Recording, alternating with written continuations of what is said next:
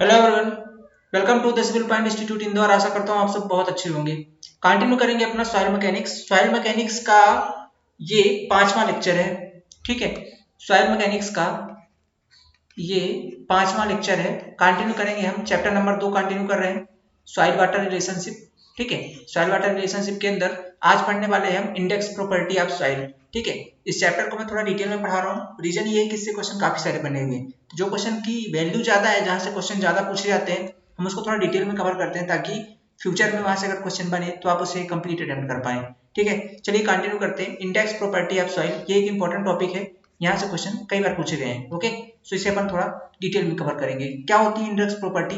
देखिए, property which help in classifying the soil into various groups according to their engineering behaviour. ठीक है, soil को उसके engineering behaviour के हिसाब से क्लासिफाई करना उसकी इंडेक्स प्रॉपर्टी कहलाती है। ठीक है, उसकी इंडेक्स प्रॉपर्टी कहलाती है, मतलब उसके इंजीनियरिंग बिहेवियर के अकॉर्डिंग उसका इंजीनियरिंग बिहेवियर कैसा है वैसे क्लासिफाई करना उसको उसकी इंडेक्स प्रॉपर्टी कहलाती है। ठीक है, अब ये इंजीनियरिंग बिहेवियर क्या होता है देखते हैं। इंजीनियरिंग बिहेवियर का मतलब ये होता है कि हमको इंजीनियरिंग दृष्टि से, जो हम इंजीनियरिंग से हमको क्या चाहिए सॉइल से हम चाहते क्या एक्चुअली में, सॉइल से हम शेयर स्ट्रेंथ चाहते हैं, भाई मजबूत रहे, उसकी बियरिंग कैपेसिटी अच्छी रहे। तो उसकी दृष्टि से हम उसको किस तरीके से क्लासिफाई करेंगे। ठीक है, उसकी दृष्टि से हम उसे किस तरीके से क्लासिफाई करेंगे। तो बेसिकली दो तरीके से हम इसका इंजीनियरिंग बिहेवियर देखते हैं। पहला तो होता है इसका इंडिविजुअल ग्रेन प्रॉपर्टी। ठीक है, एक होता है इसका इंडिविजुअल ग्रेन प्रॉपर्टी और दूसरा होता है आपका सॉइल एग्रीगेट प्रॉपर्टी। ठीक है, सॉइल एग्रीगेट प्रॉपर्टी। अब ये क्या क्या चीजें दोनों, ये समझना जरूरी है। चलिए स्टार्ट करते हैं, समझते हैं इन चीजों को। ठीक है, पहली चीज क्या है, इंडिविजुअल ग्रेन प्रॉपर्टी। ठीक है, individual grain property. Individual grain property का मतलब क्या है, जैसे आप जाते हो मान लो कहीं पे साइड पे और यहाँ से सॉइल एक्सकावेट करते हो। ठीक है, सॉइल एक्सकावेट करते हो और इस सॉइल के अंदर जो आपने सॉइल मास लिया ना, ये सॉइल मास मान लेता हूँ आपका, तो इसके एक पार्टिकल आप ले लो, इसका एक पार्टिकल, उसका उसकी प्रॉपर्टीज क्या है। कहेंगे अच्छा एक पार्टिकल की क्या क्या प्रॉपर्टी हो सकती है फिर। तो देखिए एक पार्टिकल क्या क्या प्रॉपर्टी हो सकती है। एक पार्टिकल का साइज हो सकता है। ठीक है भाई साहब, साइज एक पार्टिकल का ही लेंगे ना।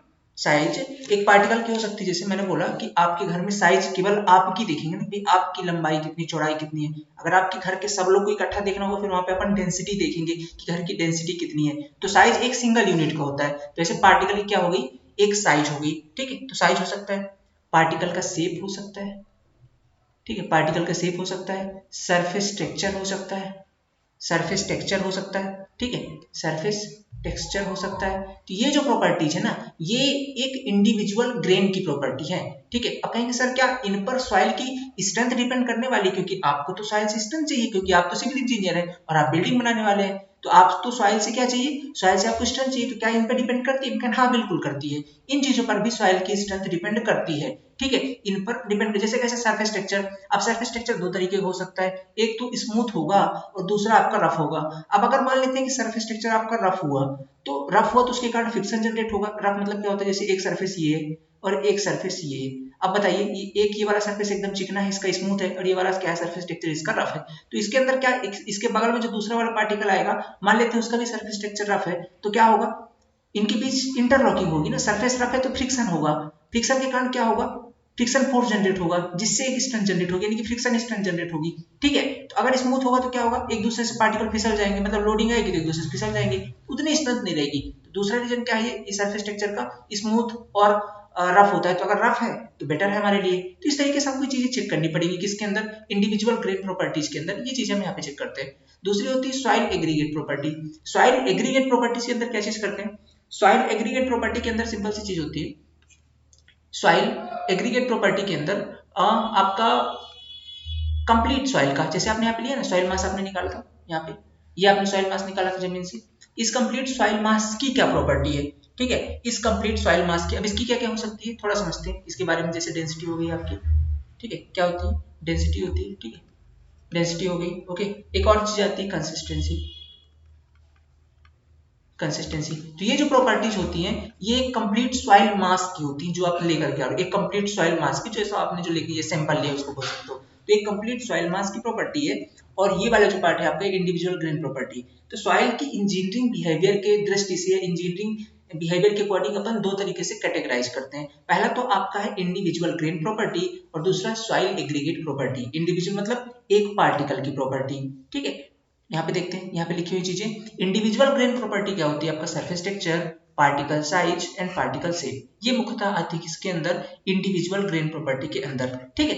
दूसरे पॉइंट पे चलते हैं। अपना दूसरा पॉइंट कौन कौन सा है? नोट देखिए, हाँ, individual grain property can be achieved from the remoulded और डिस्टर्ब्ड सॉइल, ठीक है। ये जो इंडिविजुअल ग्रेन प्रॉपर्टी है, इसे हम अचीव कर सकते हैं कैसे? रीमोल्डेड सॉइल से भी, ठीक है, रीमोल्डेड सॉइल से भी, ठीक है, रीमोल्डेड सॉइल। अभी बोले कि रीमोल्डेड सॉइल क्या चीज होती है? देखिए, रीमोल्डेड सॉइल वो होती है जैसे जो सॉइल का स्ट्रक्चर होता है ना, सॉइल भी एक फिक्स तरीके से, देखिए सॉइल के बहुत सारे पार्टिकल होते हैं, सॉइल के बहुत सारे पार्टिकल होते हैं। मान लीजिए आपने एक सॉइल सैंपल लिया तो उसके बहुत सारे पार्टिकल है, और जब ये ग्राउंड के अंदर थे, ठीक है, ग्राउंड के अंदर थे, तो यहाँ पर मान लिया आपने यहाँ पे एक्सकवेट किया है, तो यहाँ पे एकदम बढ़िया तरीके से सेट थे, मतलब मोल्डेड फॉर्म पे थी, एक दूसरे से बढ़िया तरीके से सेट थे। बट आपने जब इसको निकाला ना, तो इनका स्ट्रक्चर तो टूट गया भाई साहब, इसके हर एक पार्टिकल इधर उधर हो गए ना, रियल में हो गए कि नहीं? जैसे यहाँ पे एकदम सेट थे, आपने इसका एक्सकवेट किया होगा, तो इसके सारे स्ट्रक्चर जो थे, इसका इसका स्ट्रक्चर तो प्रभावित हो गया, टूट गया, है कि नहीं? तो फिर आपको इसकी स्ट्रेंथ चाहिए, तो आप क्या करोगे? इसको रीमोल्ड करोगे, ठीक। यहाँ पे मोल्डेड फॉर्म में था, इसको आप फिर से रीमोल्ड करोगे।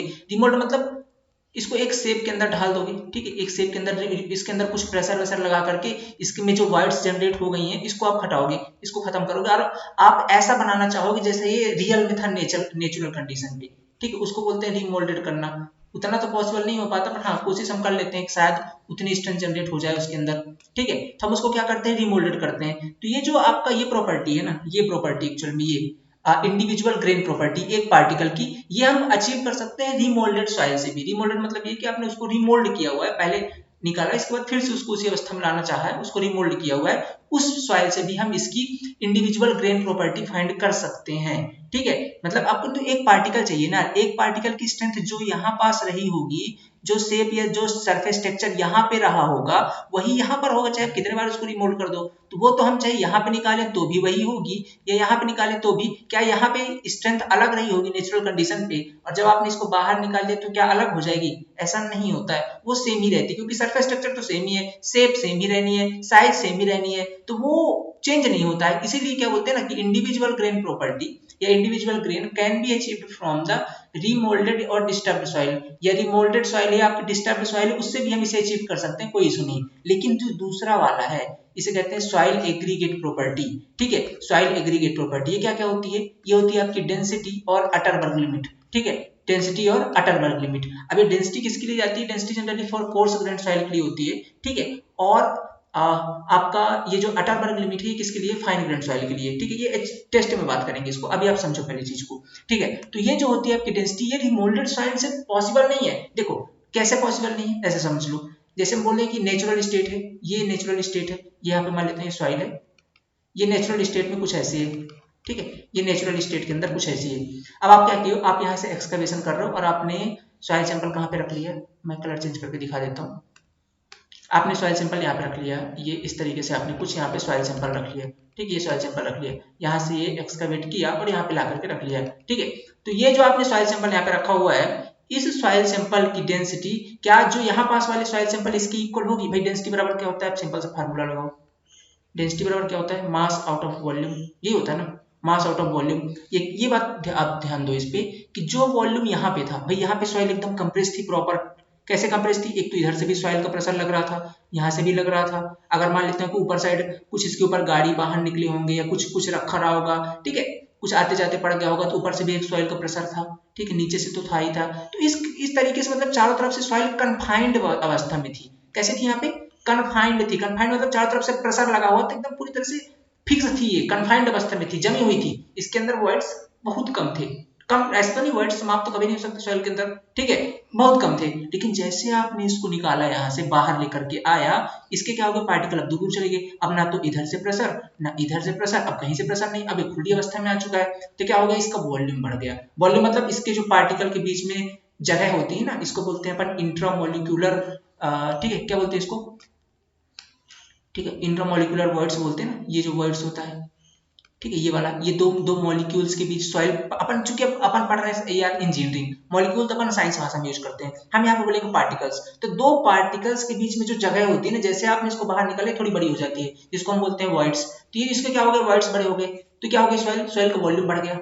अब वॉल्यूम अगर बढ़ गया, वॉल्यूम बढ़ गया तो डेंसिटी क्या होगी भाई, नीचे वाला बढ़ेगा तो टोटल क्या हो जाएगा, टोटल क्या हो जाएगा, डेंसिटी डाउन हो जाएगी। मतलब ये है कि रीमोल्डेड से वो चीजें हम अचीव नहीं कर सकते इसे, ठीक है। अगर रीमोल्डेड अपन कर दे, अब बोलो कि सर इसको एक बार फिर से काम करिए ना, जैसे आप वहां पे कर रहे थे, इसको आप निकालिए और इसको फिर थोड़ा सा कंप्रेस करिए ले जा करके, ठीक है। इसके ऊपर अब जैसे यहाँ पे जितना प्रेशर लग रहा था, आप भी यहाँ पे उतना प्रेशर लगा दीजिए, कुछ जुगाड़ करिए चारों तरफ से दबाने का, कन्फाइंड करने का। यहाँ पे ऐसे कुछ रखिए, इसको डब्बा उब्बा के अंदर पैक करिए और इधर उधर से प्रेशर लगाइए, इसको कन्फाइंड करिए, ठीक है, प्रेशर लगाइए इस पे, और फिर इसको उसी अवस्था में ले आइए जितना प्रेशर नेचुरल लग रहा है। तो भी क्योंकि नेचुरल बहुत दिनों से, एक दिन का काम नहीं नेचुरल, ये जो कन्फाइनमेंट हुआ है सॉइल का यहाँ पे नेचुरल अवस्था में, ये आज नहीं हो गया है, ये बरसों लगे इसमें, सदियां बीत गई हैं इसको कन्फाइनमेंट में, ठीक है। तब जाकर कितना कन्फाइंड हो पाया सॉइल, तो हम उसको कैसे कर पाएंगे इतनी बस जल्दी, उतनी अवस्था, उतना हम उसको कन्फाइंड नहीं कर पाते हैं, ठीक है, उतना हम उसको कन्फाइंड नहीं कर पाते, इसलिए हमको वो स्ट्रेंथ नहीं मिल पाती है रीमोल्डेड सॉइल से, इसलिए हम इस चीज को अचीव नहीं कर सकते हैं। ये कौन सी अवस्था है, सॉइल एग्रीगेट प्रॉपर्टी को हम ठीक है फाउंड आउट नहीं कर सकते हैं बाय डिस्टर्ब्ड सॉइल। इसके लिए हमको कौन से रीमोल्डेड सॉइल से हम इसे नहीं कर सकते, हमको ये एक्चुअल वाली सॉइल ही चाहिए, ठीक है, ये वाली, ओके।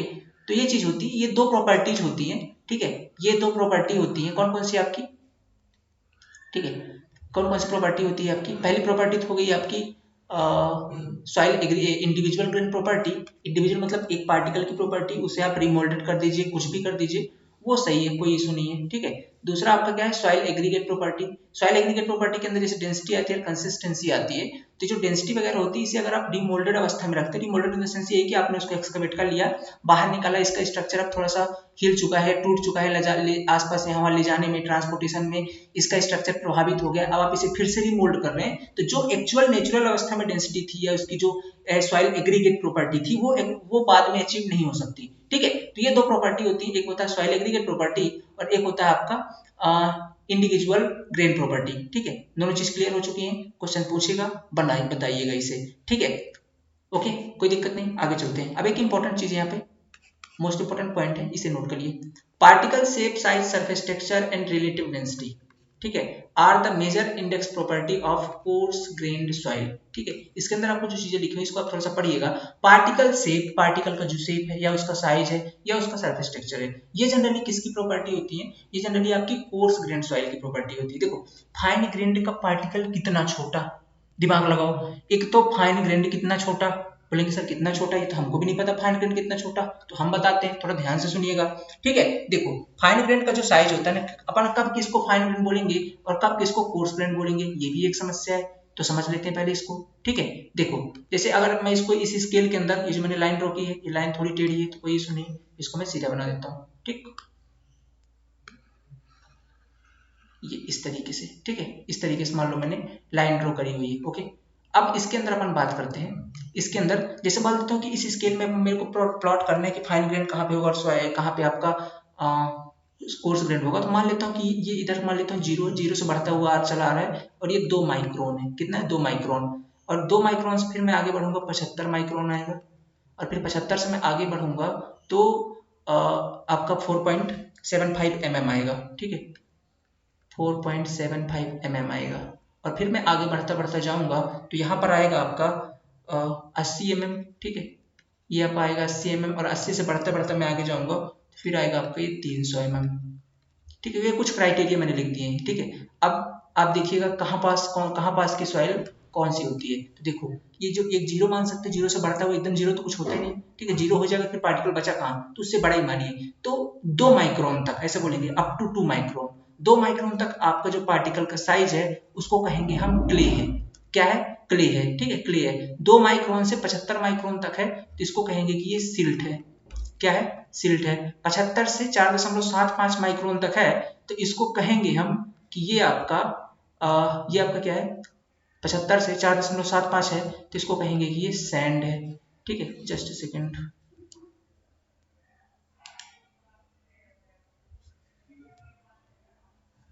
ओके, ठीक है, इसको क्या कहेंगे हम, सैंड है। 4.75 से 80 mm तक तो इसको कहेंगे हम कि ग्रेवल है।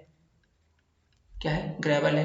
80 से 300 तक है तो इसको कहेंगे कि ये आपका कोबल है, कोबल है। ठीक है, ग्रेवल से बड़ा, बोल्डर से छोटा, उसको कोबल बोलते हैं। 300 से अगर बड़ा है, ये 300 से बड़ा वाला रीजन है। ठीक है, इसको यहाँ तक तो ठीक है, इससे बड़ा वाला इधर की तरफ ग्रेटर देन 300 तो इसको बोल देंगे कि बोल्डर है। क्या है, बोल्डर है। ठीक है, तो ये होती है क्लासिफिकेशन टोटल पार्टिकल्स की। अगर मैं बताऊं तो अब इसके अंदर ये समझना जरूरी है कि कहाँ से कहाँ तक आपका कौन सी सॉइल है। तो देखो 75 माइक्रोन पे आप खड़े हो जाओ, ये बॉर्डर है, ये लक्ष्मण रेखा मान लो, और इसके इधर की तरफ जितनी सॉइल है ये हमारी फाइन ग्रेन्ड सॉइल है। ये हमारी कौन सी है, फाइन ग्रेन्ड सॉइल है। और इसके राइट साइड पे खड़े हो जाइएगा और इधर साइड देखिएगा तो ये आपकी कोर्स ग्रेन्ड सॉइल है, कोर्स ग्रेन्ड सॉइल है। ठीक है, तो ये इधर साइड तो आपका कोर्स ग्रेन और इधर साइड आपका फाइन ग्रेन। मतलब अगर कहेंगे तो बॉर्डर लाइन है 75 माइक्रोन, और 75 माइक्रोन की राइट लेफ्ट साइड में आपका सारा क्या है, कोर्स ग्रेन सॉइल। मतलब 75 से बड़े जो पार्टिकल वो कोर्स ग्रेन के अंदर आएंगे, और 75 से छोटे वाले पार्टिकल आपके फाइन ग्रेन। फाइन में क्या क्या आ गया आपके, सिल्ट और क्ले। अब इनके पार्टिकल ही इतने छोटे हैं, आपने पढ़ा कि इनके पार्टिकल इतने छोटे होते हैं। ठीक है, देखो कितने, 75 माइक्रोन। बोले माइक्रोन क्या चीज है, मैं एक माइक्रोन पता क्या होता है, एक माइक्रोन में 10 के घाते -6 मीटर होते हैं, 10 के घाते -6। तो अब आंकड़ा लगा लो, आप आंकड़ा लगा कितना छोटा है। ठीक है, कितना छोटा है, इतने छोटे पार्टिकल का क्या ही शेप देखोगे आप, क्या ही साइज देखोगे आप, है कि नहीं, और क्या उसका सरफेस टेक्सचर चेक करोगे। तो ये जो प्रॉपर्टी होती है ना, चाहे आपका शेप की बात करें, साइज की बात करें, सरफेस टेक्सचर की बात करें, या रिलेटिव डेंसिटी की बात करें, ये सभी प्रॉपर्टी होती है किसकी, ये प्रॉपर्टी होती है आपकी कोर्स ग्रेन्ड सॉइल की। किसकी होती है, कोर्स ग्रेन्ड सॉइल की। अब रिलेटिव डेंसिटी समझ में नहीं आ रहा होगा, थोड़ा सब्र करिएगा, आगे आएगा पॉइंट में आपको एक्सप्लेन करूंगा, थोड़ा आप लोग सब्र कर लीजिएगा। ठीक है, थोड़ा आप सब्र कर लीजिएगा। तो ये अभी आएगा रिलेटिव डेंसिटी पर ही पढ़ने वाली है मैक्स माइनस, तो अभी मैं यहाँ पे एक्सप्लेन नहीं कर रहा हूँ, इसको थोड़ा नोट करके रखिए। ठीक है, तो ये जो आपके पार्टिकल शेप, सरफेस टेक्सचर या रिलेटिव डेंसिटी, ये सभी कोर्स ग्रेन्ड की है। कोर्स ग्रेन्ड मतलब जिसके थोड़े से पार्टिकल बड़े हैं। ये देखो कहाँ पे, देखो 75 माइक्रोन से बड़े हैं सैंड के पार्टिकल। अब सैंड के एक एक पार्टिकल को अपनी खूबसूरत आंखों से आप देख सकते हो, मतलब उसकी आप साइज पता लगा सकते हो। आप लोग कभी भी याद होगा आपको कि आप जब अपने घर पे अपना घर पे मान लो आपने काम करवाया, या कि आप मान लो सिविल इंजीनियर अपने साइड पे काम किया हुआ, तो आपने वहां बोला होगा ना, यार हमको सैंड अब किसके लिए चाहिए, प्लास्टरिंग के चाहिए, तो छोटे दाना वाला लाके लाना। मतलब आप बता सकते हो दाना मतलब क्या, छोटा होना चाहिए उसका पार्टिकल, तो प्लास्टरिंग हो पाएगी, है कि नहीं। तो यही चीज अपन बोलते हैं। तो क्या मतलब क्या है कि हम लोग जानते हैं कि अपन जो सैंड के पार्टिकल थोड़े बड़े होते हैं, तो इसका हम लोग सरफेस देख सकते हैं, है कि नहीं। ऐसे ग्रेवल का देख सकते हैं, उसका देख सकते हैं। जैसे आप ग्रेवल मंगाते हो जब भी अपने वर्क वगैरह के लिए घर में, ठीक है, ग्रेवल मतलब जानते हो मंगाते हो घर के लिए, तो उसके अंदर क्या बोलते हो कि एंगुलर लाना, सरफेस रफ होना चाहिए, एंगुलरिटी होनी चाहिए, फ्लैकीनेस होना चाहिए। ये चीज पढ़ते हैं बिल्डिंग मटेरियल के अंदर ग्रेवल के गुण। तो हम किसका देख सकते हैं, सारी चीजें किसका देख सकते हैं, हम देख सकते हैं कोर्स ग्रेन्ड का। हम लोग ऐसे नहीं बोलते हैं कि सैंड मान लो मिट्टी मान लो, मिट्टी बोला वो पतली दाने वाली मिट्टी, लेकिन ऐसे नहीं होता ना, क्योंकि वो तो फिक्स है, बहुत छोटा है, उसको अपन इस चीज में क्लासिफाई कर ही नहीं सकते। ठीक है, ये सारी प्रॉपर्टी किसकी होती है, कोर्स ग्रेन्ड की होती है। Atterberg limit are the major index property of fine grained soil. आप कहेंगे साहब ये अटरबर्ग लिमिट क्या है। अटरबर्ग नाम के एक साइंटिस्ट थे, उन्होंने अपनी कुछ एक लिमिट तय की थी, पढ़ेंगे उसके बारे में, बहुत डिटेल में पढ़ेंगे अटरबर्ग साहब ने क्या क्या कहा था। मुख्यतः 4 पार्ट में इनको डिवाइड किया था इन्होंने, पढ़ेंगे इनके बारे में, थोड़ा सब्र करिएगा। ठीक है, तो Atterberg is the major index property of fine grained soil. ठीक है, फाइन ग्रेन्ड सॉइल की मेजर प्रॉपर्टी कौन है, अटरबर्ग। ओके, अब देखिएगा here basically we are going to study grain size analysis. ठीक है, तो हम यहाँ पे क्या पढ़ने वाले हैं, ग्रेन मतलब अब ग्रेन साइज किसका पढ़ते हैं, कोर्स ग्रेन सॉइल का। ओके, तो ग्रेन साइज बोले या पार्टिकल साइज बोले, यही चीज अपन पढ़ने वाले हैं यहाँ पे। तो एनालिसिस स्टार्ट करते हैं। ये किसके बारे में पढ़ रहे हैं, कोर्स ग्रेन सॉइल का। भाई ग्रेन अपन किसका निकाल सकते हैं, कोर्स ग्रेन का, सो ये कोर्स ग्रेन का। तो ग्रेन साइज एनालिसिस अपन यहाँ पे करने वाले हैं। ठीक है, चलिए देख लेते हैं।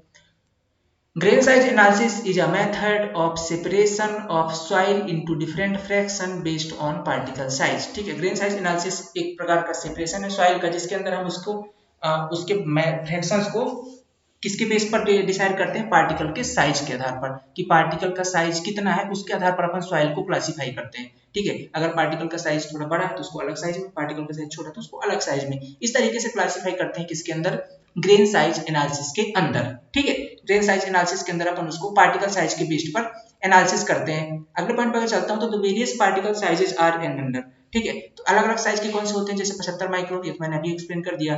75 माइक्रोन से छोटा है तो उसको बोलेंगे फाइन ग्रेन सॉइल है, 75 माइक्रोन से बड़ा है तो उसको बोलेंगे हम कोर्स ग्रेन सॉइल है। बाकी मैंने ऊपर अभी लाइन पर आपको दिखा दिया, ठीक है। तो ये 75 माइक्रोन इंच के बेस पर अपन मतलब साइज के बेस पर सॉइल को क्लासिफाई करेंगे कि सॉइल आपका फाइन ग्रेन है या सॉइल आपका कोर्स ग्रेन है, ठीक है।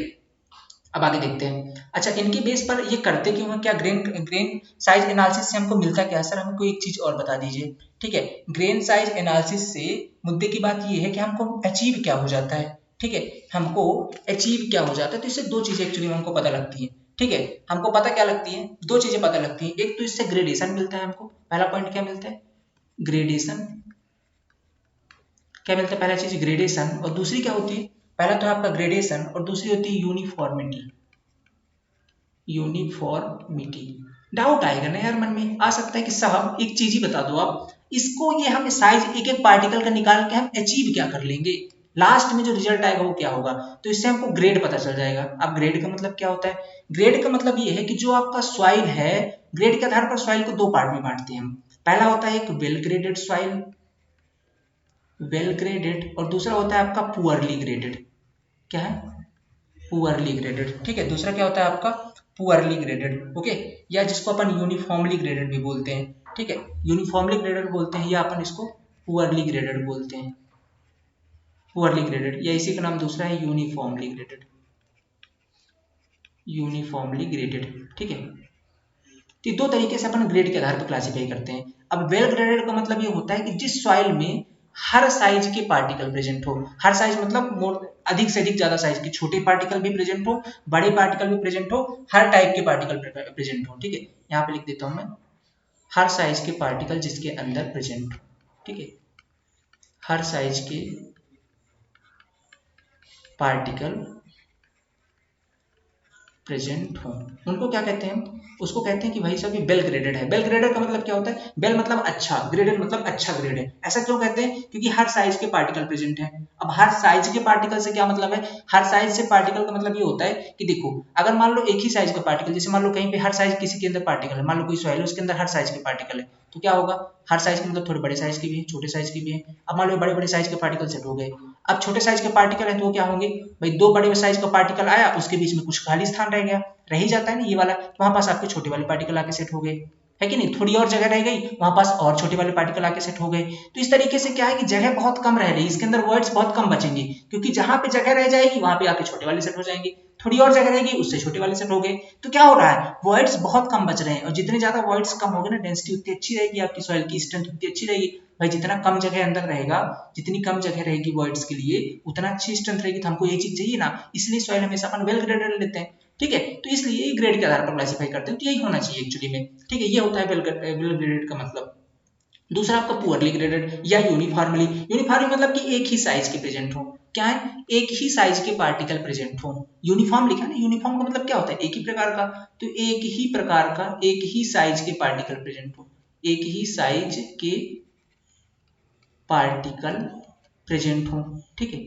एक ही साइज के पार्टिकल प्रेजेंट हो, उसको क्या कहते हैं? एक ही साइज के पार्टिकल प्रेजेंट हो उसको बोलते हैं पुअरली ग्रेडेड, ठीक है, या यूनिफॉर्मली ग्रेडेड सॉइल, ठीक है। तो ग्रेडेशन के आधार पर अब एक ही साइज के पार्टिकल का प्रेजेंट होने से घाटा क्या है? घाटा ये एक्चुअली में कि अब एक ही साइज है, बड़े बड़े साइज है, मान लो ये छोटे छोटे साइज है, कुछ भी है, मान लो बड़े बड़े साइज है, ऐसे करके ये चारों सेट हो गए। अब बीच में इनकी जो जगह रह गई है, ये देखो ये बीच में जगह रह गई, अब वहां पे कौन जाए? क्योंकि छोटे साइज के पार्टिकल तो है ही नहीं इस सॉइल के अंदर। भाई यहाँ पे ये जो जगह बची है ना, ये वाली जगह, ये जो वॉइड्स रह गया है, जो मैंने ये ग्रीन कलर के अंदर दिखाया, इस वॉइड्स के अंदर क्या चीज जाए? क्योंकि छोटे साइज का पार्टिकल होता तो चला जाता, बड़े साइज का पार्टिकल जा नहीं सकता, तो जगह रहेगी ना, तो वर्ड्स जितने ज्यादा रह जाएंगे डेंसिटी उतनी कम हो जाएगी, है ना। वर्ड्स जितने ज्यादा रह जाएंगे डेंसिटी उतनी कम हो जाएगी, आपकी डेंसिटी कम रहेगी ना, वहां पे क्या, वहां पे हवा भर जाएगी, या कि पानी आएगा, पानी भर जाएगा, तो स्ट्रेंथ उतनी नहीं रहेगी सॉइल की। इसलिए हम चाहते हैं कि हमारी जो सॉइल के अंदर वेल ग्रेडेड होनी चाहिए, इसलिए अपन ग्रेडेशन चेक करते हैं। यूनिफॉर्मिटी के बेस में कोई चीज चेक करते हैं कि भाई ये आपका यूनिफॉर्म है कि नॉन यूनिफॉर्म है, मतलब एक प्रकार का ही सॉइल है या कि डिफरेंट टाइप की सॉइल है, ठीक है। तो ये दो चीजें बेसिकली अपन चेक करते हैं, ठीक ठीक, ये दो चीजें अपन इसके बेसिस पर चेक करते हैं। ठीक, ये दो चीजें हम चेक करते हैं। तो ये होता है आपका इसका क्लासिफिकेशन। ओके, ये क्लासिफिकेशन है, इसलिए हमको एक ग्रेडेशन और ये सब चेक करना पड़ रहा है। ठीक है, हमको कोई शौक नहीं चढ़ा, हमको इसलिए चेक करना पड़ रहा है। ठीक है, यहाँ पे एक चीज लिखा है बेल ग्रेडेड के बारे में मैंने ऊपर तो एक्सप्लेन कर दिया। यहाँ पे लिखा है if all size of particle are present, सारे साइज के पार्टिकल प्रेजेंट है उसको कहते हैं वेल ग्रेडेड। अदरवाइज अगर नहीं है तो वाइस वर्सा याद रखिएगा, वाइस वर्सा मतलब उसका अपोजिट, मतलब अगर ऐसा नहीं है तो फिर आपका पुअरली ग्रेडेड। ठीक है, अगर वेल हर साइज के पार्टिकल प्रेजेंट नहीं है तो पुअरली ग्रेडेड, या उसी को अपन एक नाम से और जानते हैं, एक ही मतलब also known as uniformly graded. ठीक है, क्लियर, यहां तक डाउट, कोई दिक्कत नहीं। इसके बाद what do you want from soil, soil से आप क्या चाहते हैं? तो इसका तो सिंपल सा स्ट्रेंथ है कि हम तो सॉइल से एक ही चीज चाहते हैं, स्ट्रेंथ, या इसको मैं दूसरे शब्द में कहूं तो बेरिंग कैपेसिटी।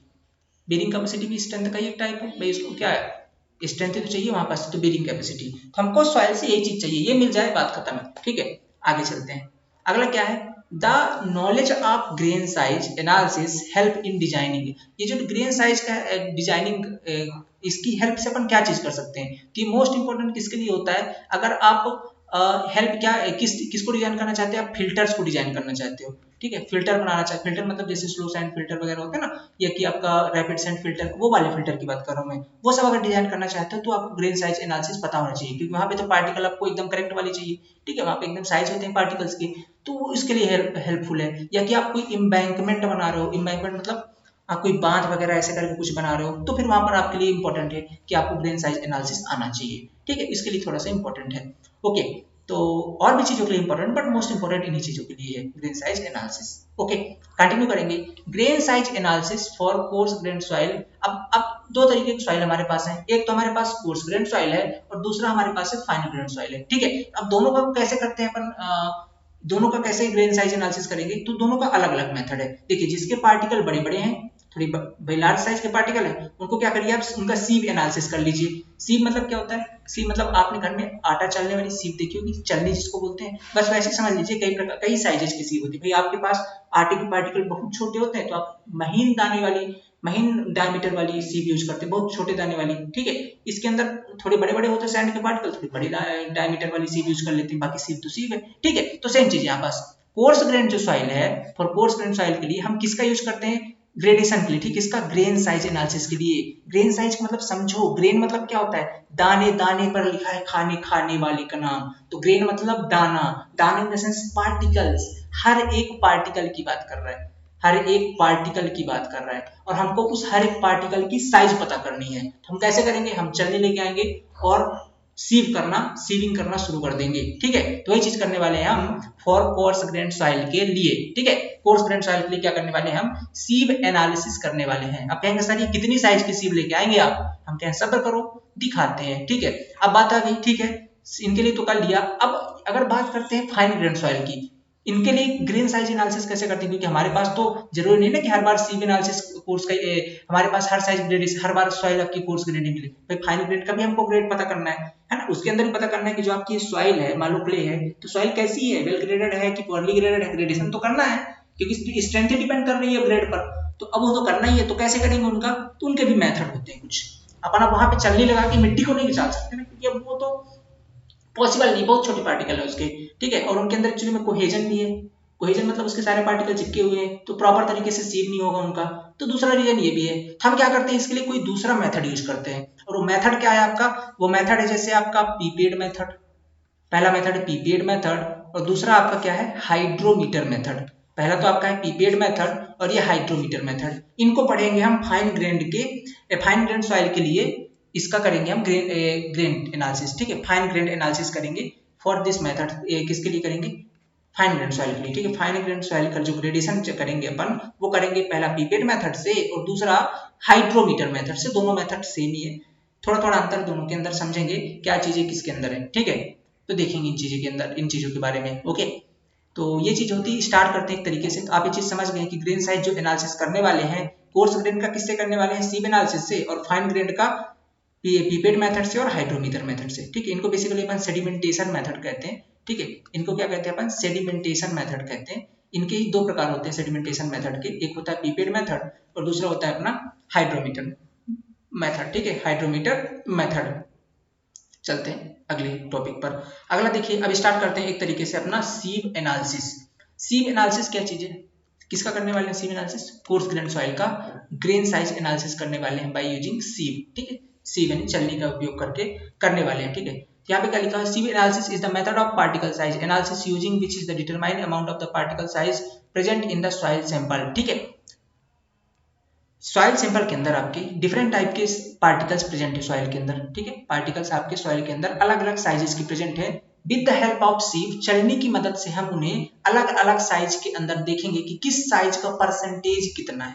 ठीक है, और किस साइज का परसेंटेज कितना है। लाइक मान लेता हूं कि मैंने कहीं से सॉइल सैंपल उठाया। ठीक है, वो कोर्स ग्रेन सॉइल थी आपकी, यहां से मैंने क्या उठा लिया है, यहां से मैंने क्या उठा लिया, सॉइल सैंपल उठा लिया है। ठीक है, अब इस सॉइल सैंपल के अंदर किस किस साइज के पार्टिकल्स प्रेजेंट हैं। ठीक है, किस किस साइज के पार्टिकल्स प्रेजेंट हैं। ठीक है, पार्टिकल्स प्रेजेंट है। ठीक है, किस किस साइज के पार्टिकल्स प्रेजेंट है, इसको मुझे पता करना है। तो मैं किसकी हेल्प से करूंगा, बाय यूजिंग सीव। अलग अलग सीव की साइजेस होंगी, उसके बेस में मैं पता करूंगा कि इस साइज का पार्टिकल कितने परसेंट है, इस साइज का पार्टिकल कितने परसेंट है। ठीक है, फिर इसके बेस पे तय करेंगे कि ये जो सॉइल है इसका एक एवरेज साइज क्या है, एक एवरेज वैल्यू क्या है साइज की। एक बताएंगे ना कि इसका जो ये सीव है आपका, इसका एवरेज साइज इतना है। ठीक है, एवरेज साइज इतना है, तो वो अपन करने वाले हैं सीव की हेल्प से।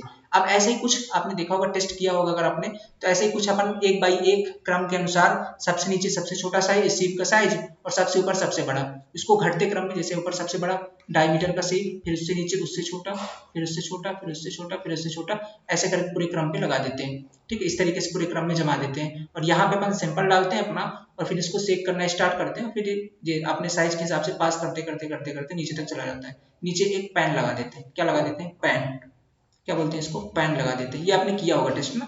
देखो, सबसे ऊपर सबसे बड़ा वाला सीव जिसका डायमीटर सबसे बड़ा होगा, फिर उसके नीचे दूसरा वाला, फिर उसके नीचे उससे कम, फिर उससे नीचे उससे कम, ऐसे डिक्रीजिंग ऑर्डर पे।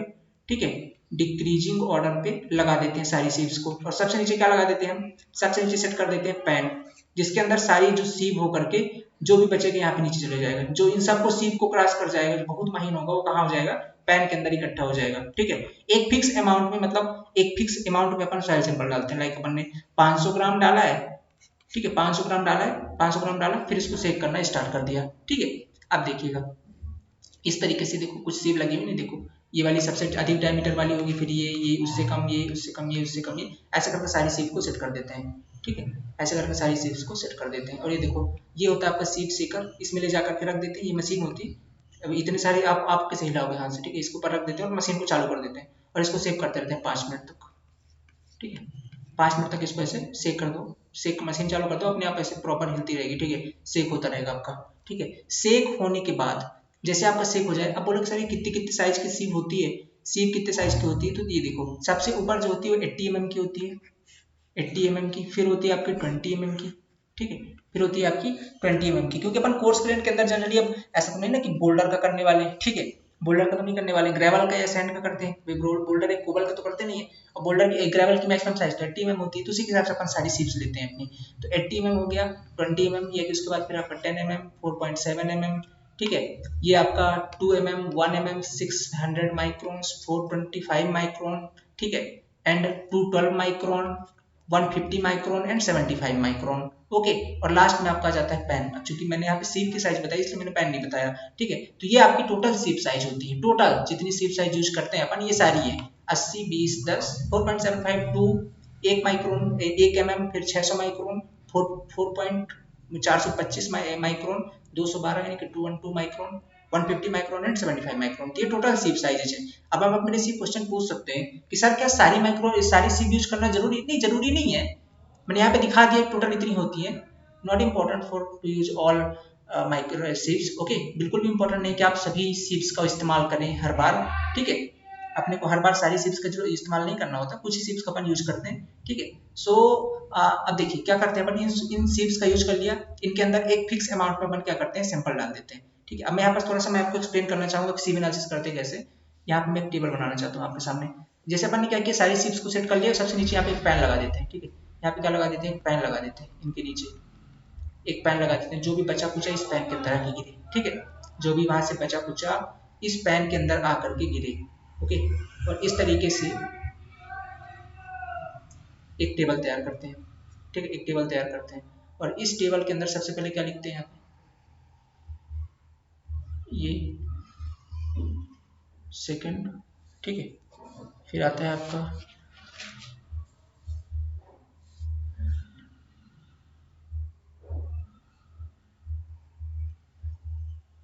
ऐसे और ये। ठीक है, इस तरीके से इसको तो बोल देंगे हम सीरियल नंबर, इसको बोलेंगे हम सीव साइज, सीव साइज। ठीक है, ये आ गया आपका वेट रिटेंड, ये आपका वेट रिटेंड। देन आपका cumulative weight retained, cumulative weight retained. ठीक है, और एक होता है आपका percentage cumulative weight retained, percentage cumulative weight retained. ठीक है, परसेंटेज कम्युलेटिव वेट रिटेंड। और इसके बाद आपको इसमें कुछ डाटा फिल करने हैं। डाटा कौन से फिल करने हैं, देखो इसमें आपको सीरियल नंबर 1 2 3 4 5 6 7 8 9 ऐसा करके पूरे सीव लिखने हैं। कौन कौन सी आपके, सबसे पहले 80 mm, 20 mm। ठीक है, 80 mm, 20 mm, 10 mm, 4.75 mm, 2 mm। ठीक है, 2 mm, 1 mm, जितने ही लिख देंगे सारे अपन। ठीक है, 600 माइक्रोन, जितने भी सारे आप फिल कर दोगे। इसके बाद अब क्या करना है, आपने सॉइल सैंपल पहले वाली सीट के ऊपर डालना है। ठीक है, ये वाला जो सॉइल सैंपल आपका, ये वाले, ये जो सबसे वाला ऊपर वाला है ना, इसके ऊपर आपने सॉइल सैंपल को डाल दिया। यहाँ पे देखो डाला हुआ, डालते हुए दिख रहा है ना आपको, ये देखो ये डालते हुए दिख रहा है सॉइल सैंपल। यहाँ पे आपने एक फिक्स अमाउंट में, इसका अमाउंट फिक्स मान लो 500 ग्राम है, कुछ भी मान सकते हो, लेट सपोज 500 ग्राम। ठीक है, 500 ग्राम है। अब 500 ग्राम में से क्या करना है, आपको 5 मिनट तक सेक करना है, सीप सेकर के अंदर, और फिर रोक देना। फिर क्या करना है, सभी सीप, अब सभी सीप के अंदर पास होते होते होते पूरा पैन तक आ जाएगा आपका सीप सैंपल आपका। ठीक है, जिस साइज को उसमें जाकर रुक जाएगा। और आपको देखना है कि किसके अंदर कितना वेट रिटेन हुआ, 80 mm के अंदर कितना वेट रिटेन हुआ, इसके अंदर कितना रिटेन हुआ, इसके अंदर कितना, इसके अंदर कितना, ऐसे पूरा लास्ट तक देखते जाना किसके अंदर कितने ग्राम रिटेन हुआ। तो अगर मैं यहाँ पास एक वैल्यू लिखूं, मान लेता हूँ इसके अंदर 10 ग्राम रिटेन हुआ। ठीक है, इसके अंदर आपका 50 ग्राम रिटेन हुआ। ठीक है, इसके अंदर आपका 25 ग्राम रिटेन हुआ। ऐसे ऐसे करके सब के अंदर देख लेना किसके अंदर कितना रिटेन हो रहा है। इसके बाद यहाँ पे क्या लिखा है, cumulative weight retain. Cumulative weight retain का मतलब ये होता है कि आप पहले वाला लिखिएगा, कम्युलेटिव वेट रिटेन मतलब पहला का पहला हो गया, दूसरे वाले के अंदर लिखेंगे तो ऊपर वाले को भी जोड़ दीजिए, मतलब यहाँ तक टोटल कितना रिटेन हो गया, इस वाले सीट तक कितना रिटेन हुआ। तो 50 और 10 कितना हो गया, टोटल 60। अब बोले तीसरे वाले में पहुंचे तो फिर यहाँ तक कितना रिटेन हुआ, तो 60 तो पहले था, 25 और जोड़ दीजिए, कितना हो गया, 85 ग्राम। ठीक है, तो ऐसे करके इसको बोलते हैं कम्युलेटिव वेट रिटेन। एक होता है परसेंटेज कम्युलेटिव वेट रिटेन, इसको जरूर ध्यान देना है, परसेंटेज कम्युलेटिव वेट रिटेन को। इसके अंदर क्या होता है, परसेंटेज मतलब देखिए टोटल हमने कितना लिया था, टोटल सैंपल, टोटल सैंपल तो हमने लिया 500 ग्राम। अब उस 500 ग्राम में से कितना यहाँ पे रिटेन हुआ है, 10 ग्राम, तो कितने परसेंट हुआ, 10 बटे का 500 और इंटू का 100, यही ना हुआ। इसको कट करेंगे तो 100 से कट हो गया, इसको काटे 2 से, तो टोटल कितने परसेंट हो गया, 2%। तो मतलब पहले वाले सीप के अंदर टोटल कितना अमाउंट में सॉइल रिटेन हुआ, 2%। फिर अगले वाले में कितना हुआ, तो अब अगले वाला 60 है ना, ऐसे ही 60 बटे 500 करिए, 60 बटा 500 इंटू 100, ये कितना आ जाए, 5 12 पंचे 60, 12%। अगले वाले में करिएगा तो 85 85 को भी ऐसे कर लीजिएगा तो कुछ और बढ़ जाएगा, कि मान लेते हो 17% आ गया। ठीक है, तो ऐसे करते करते करते आप निकाल सकते हो सारी चीजें को। ठीक है, ऐसे करके आप सभी चीजों को निकाल सकते हो, सारे का आ गया। ठीक है, एक परसेंटेज आपका जो परसेंटेज कम्युलेटिव वेट रिटेंट आ गया सबका। और फिर लास्ट में आपको क्या करना है, जो परसेंटेज कम्युलेटिव वेट रिटेंट है ना, इस सबको लास्ट में ऐड कर लेना है। क्या करना है, इसको लास्ट में आपको ऐड करना है। और ऐड करने के बाद, ऐड करने के बाद जो वैल्यू आती है, लाइक इसको अगर मैंने टेस्ट किया और वैल्यू आ गई आपकी 512, सबको जोड़ोगे आप, वैल्यू कितनी आ गई, 512। अब चूंकि सारी परसेंटेज के अंदर है ना, ये परसेंटेज के अंदर तो 512% में आएगी। ठीक है, परसेंट में आएगी। अब क्या करना है, इससे पता क्या चलने वाला है, इससे हमको एवरेज साइज ऑफ पार्टिकल पता चलेगा।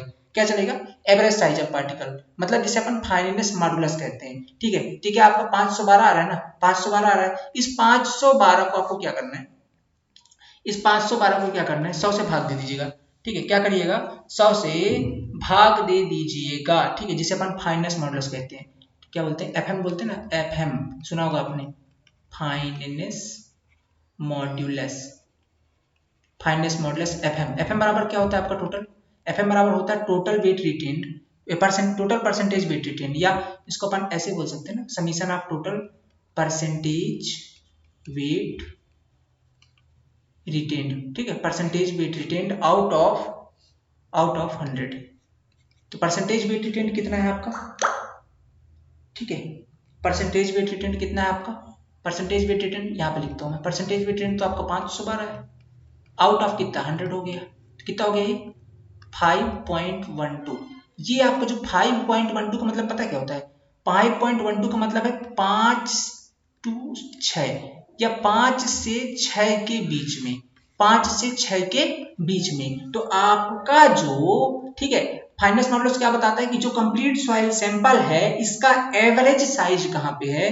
एवरेज साइज का मतलब है कि 5 से और 6 के बीच में, मतलब 5 नंबर वाली सीप और 6 नंबर वाली सीप का जो साइज है उसी के बीच में आपका इस सॉइल का एवरेज साइज है। ये बताता है आपका फाइनेस्ट मॉडुलस कि मतलब जो सॉइल आप टेस्ट कर रहे हैं साहब उसका एवरेज साइज 5 नंबर वाली सीप से और 6 नंबर वाली सीप के बीच में है। ये बताता है आपका फाइनेस्ट मॉडुलस। 5.1 आया मैंने 5 से लेके 6 के, 5 से ज्यादा 6 से कम, 5 से लेके 6 के बीच में, ये बताता है आपका फाइनेस्ट मॉडुलस। ठीक है, तो अब मुझे एक बात बताइएगा, ये 5 से 6 ऊपर से लेना है सब कि नीचे से लेना है। तो देखिएगा ये लेना है आपको नीचे से, ठीक है, फ्रॉम बॉटम, कहां से, फ्रॉम बॉटम से, ठीक है, कहां से लेना है आपको, बॉटम से। तो नीचे से जो आपने सीप साइज सेट करी होंगी ना, आपने कौन सी नीचे सीप साइज 75 माइक्रोन, भाई पैन को नहीं लेना है, पैन को मत लीजिएगा, पैन कोई सीप नहीं है, पैन पे जाके इकट्ठा हो रहा है, दैट्स इट। तो पैन को कंसीडर नहीं करना है, पैन को छोड़ करके देखिएगा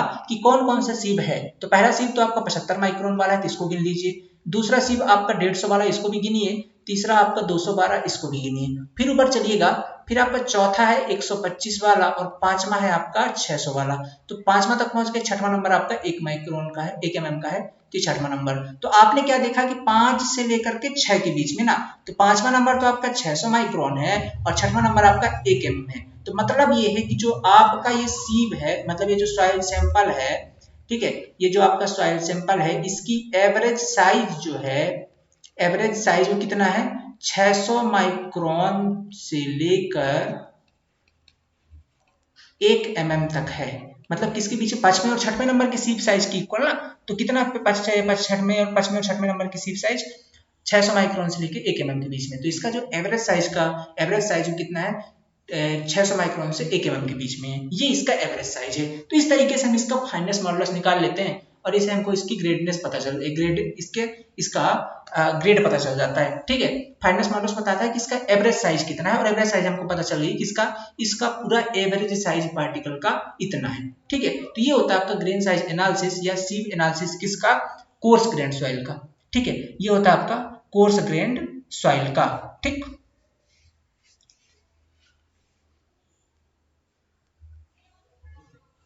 ठीक है, कोई दिक्कत।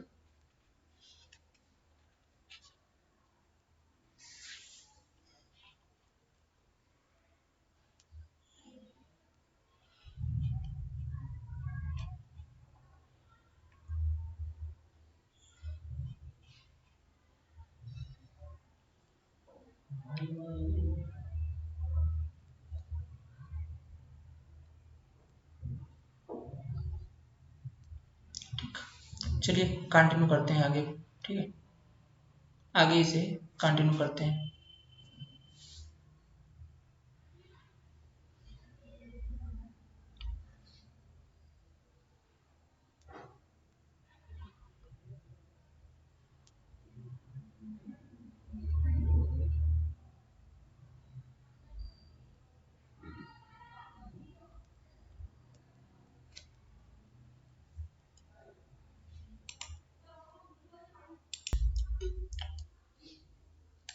ओके, चलिए कंटिन्यू करते हैं, ये सही है, आगे आया तक कोई डाउट नहीं।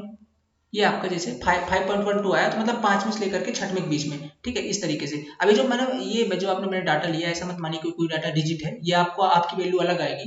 ठीक है, मैंने जस्ट ऐसे ही एग्जांपल में मैंने मान लिया कैसा अगर हुआ तो ठीक है।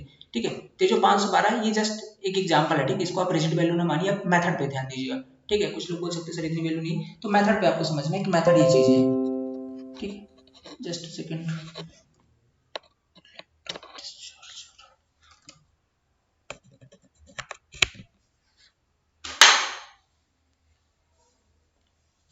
ओके, तो इसको वैल्यू का आपको ध्यान नहीं देना, आप मेथड पे समझिए, मेथड यही है, ठीक है, इसी को बोलते हैं अपन फाइनेंस मॉडुलस। आगे चलते हैं। It is not necessary to use all sieve size for sieve analysis, ठीक है, मैंने बता दिया, it is not necessary to use sieve size sieve analysis.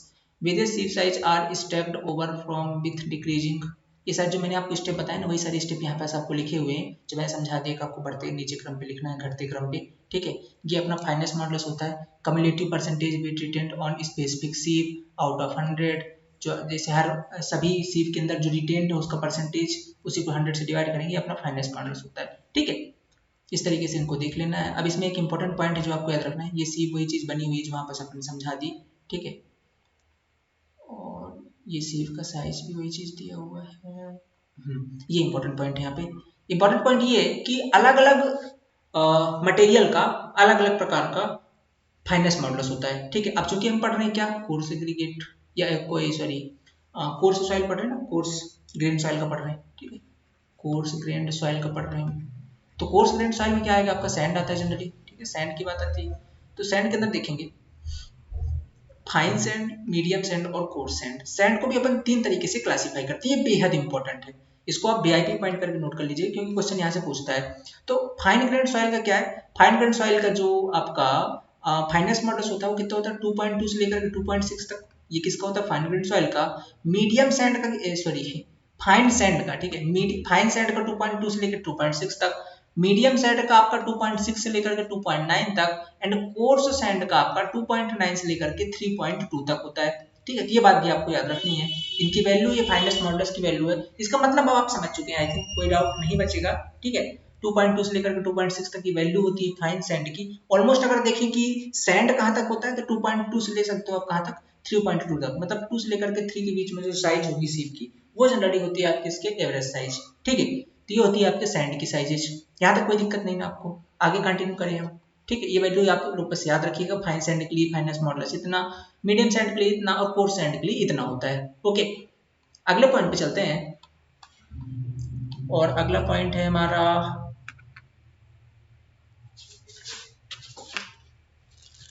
हाँ, अब अगर एक केस ऐसा आ जाए, ठीक है, ये भी समझा देते हैं।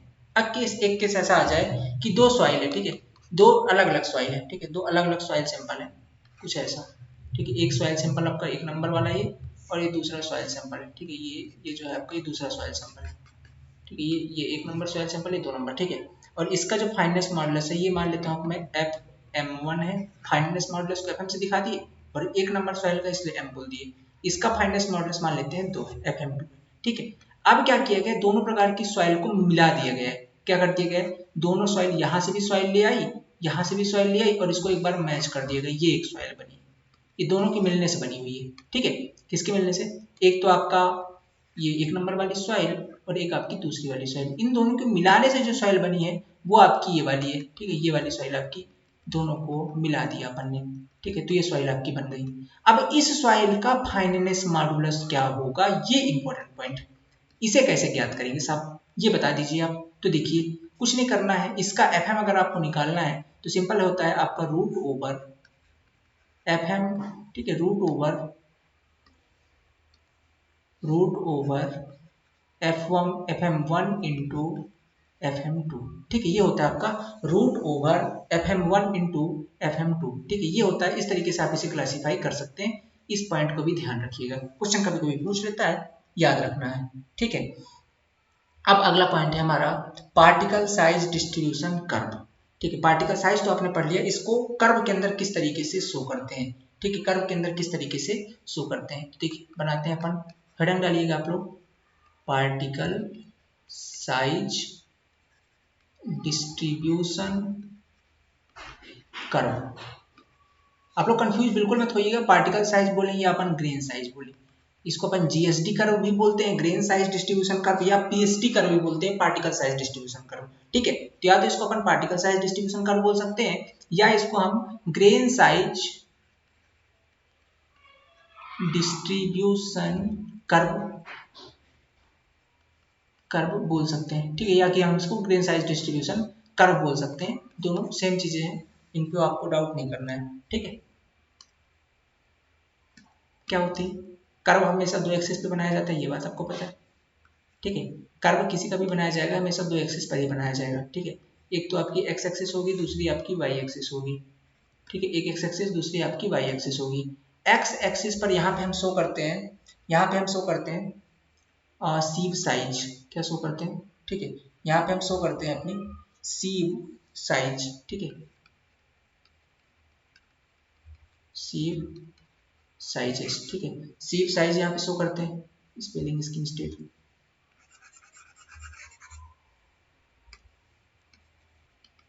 सीव साइज। ठीक है, सीव साइज। ओके, और ये जो सीव साइज होती है ये अपन इसको इस क्रम में लिखते हैं, घटते क्रम में, इसको बोलते हैं सेमी लॉग स्केल। किसके अंदर लिखते हैं अपन, सेमी लॉग स्केल। रीजन ये सेमी लॉग स्केल होने का क्योंकि यार साइज ना बहुत हो सकती है, कितनी साइज में आप इसको क्लासीफाई करोगे, साइज बहुत ज्यादा हो सकती है, छोटे छोटे साइज से बड़ी बड़ी कितनी सारी सीव लेके आओगे, इसलिए हम इसको थोड़ा सा सेचुरेट करके सेमी लॉग स्केल के अंदर लिखते हैं। ठीक है, semi log scale, semi log scale के अंदर इसे लिखते हैं। तो जैसे इधर साइड आपकी क्या होगी, यहाँ पास, यहाँ पे मान लेता हूँ आपकी ये होती है आपकी, मान लेता हूँ यहाँ पे 75 माइक्रोन है साइज। इधर आए आप, इधर आए थोड़ा चलते चलते आए तो यहाँ पास आपका 2 mm, ऐसे जस्ट बहुत सारी साइज होती है ना, ऐसी साइज लिख दिया मैंने, ये 10 mm है, ऐसे और बहुत सारी साइज होंगी इसके अंदर। ठीक है, यहाँ पर मान लेता हूँ 20 mm है, ये सीप साइजेज है सारी, ये क्या है, सारी सीप साइजेज हैं। ठीक है, ये वाले लाइन पे मतलब वर्टिकल एक्सिस पे हम क्या लिखते हैं, परसेंटेज पासिंग। क्या लिखते हैं, परसेंटेज पासिंग, मतलब कितने परसेंट पार्टिकल इस 20 mm की सीप से पास कर गया, कितने परसेंट पार्टिकल इस 10 mm सीप से पास कर गया, या 2 mm सीप से पास कर गया, या 75 माइक्रोन सीप से पास कर गया।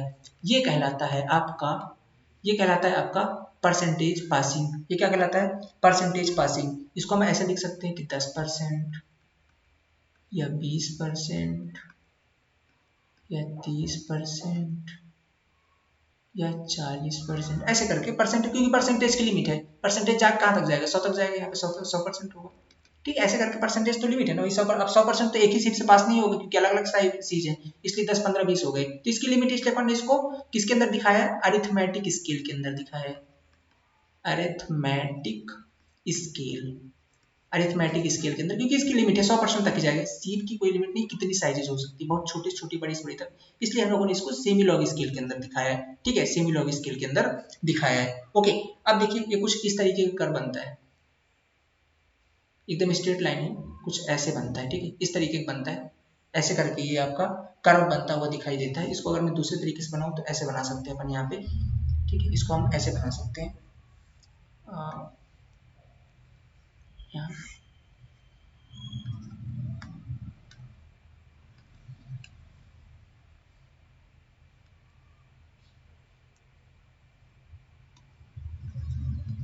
D10 D20 D30 D40 D60, ऐसा D50 भी होगा, फिर D60।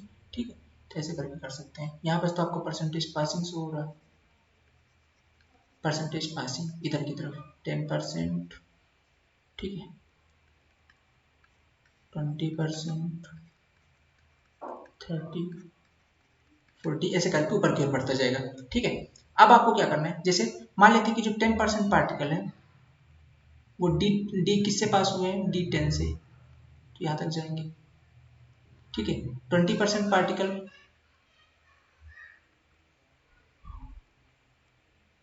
20% पार्टिकल हैं जो 20 mm से पास हो गए, 20 mm की सीप से पास हो गए। 30% पार्टिकल ऐसे थे जो 30 mm की सीप से पास हो गए। 40% ऐसे थे जो 40 mm की सीप से छोटे थे या उससे पास हो गए। ठीक है भाई, इससे पास कर गए तभी तो उससे कम है ना। ओके, इस तरीके से ऐसे ही कुछ मान लो 60% पार्टिकल्स थे जो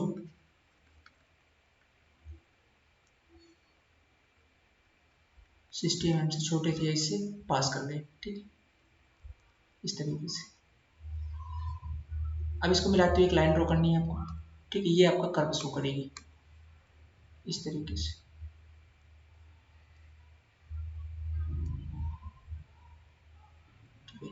ये।